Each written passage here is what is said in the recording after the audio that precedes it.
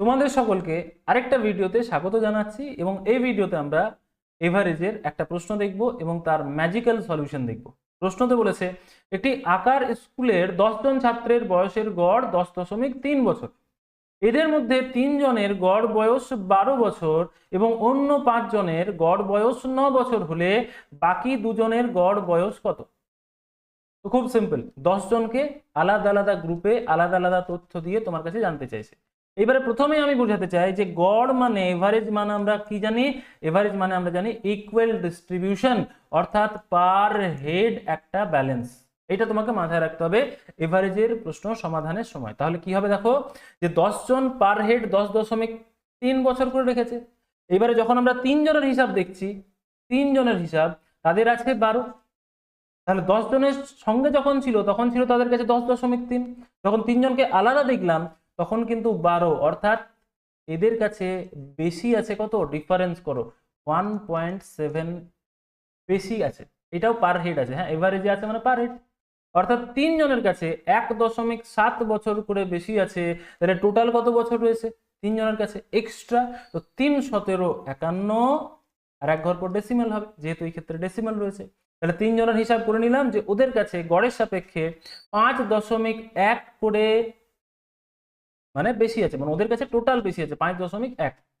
এইবারে নেক্সট 5 জনের তোমাকে বলেছে যে নেক্সট 5 জন যদি দেখছি তাদের গড় হচ্ছে 9, অর্থাৎ 10.3 এর সাপেক্ষে 9, তার মানে কম আছে কত? 1.3। এটাও পার হেড আছে। তাহলে 5 জনের যদি আমি দেখি ক্যালকুলেট করি তাহলে টোটাল কত কম পড়ছে ওদের? 5 13 65, 1 ঘর পর ডেসিমাল, এদের এই টাকাটি কম আছে। তাহলে আমরা ব্যালেন্সিং মেথড বা ডেভিয়েশন মেথড কি বলি? যার কাছে কম আছে তাকে দিতে হবে কোথা থেকে? যার কাছে বেশি আছে তার কাছ থেকে নিয়ে। এইবারে তুমি ভাবো যে এই 5 জনের যেটা 6.5 কম পড়ছে সেটা কি এই 3 জন মিলে টোটাল মেকআপ করতে পারছে? টোটাল মেকআপ করতে পারছে না। তো 5 জন 6.5 চাইছে ব্যালেন্স করার জন্য, কিন্তু আমরা এই প্রথম 3 জনের কাছে শুধু 5 টাকা 10 পয়সা ব্যালেন্স করতে পেরেছি। মানে এই 5 টাকা 10 পয়সা নিয়ে একে দিয়ে দাও, অর্থাৎ বিয়োগ করো। তাহলে দেখতে পাচ্ছি 4 এবং 1, অর্থাৎ 1.4 এখনো এরা চাইছে আমার কাছে, মানে কম আছে।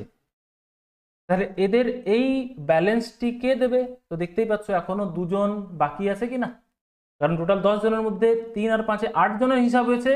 তাহলে এখনো আমাদের 2 জন রয়েছে এবং সেটাই জানতে চাইছে ওই 2 জনের গড়ে কত টাকা করে আছে।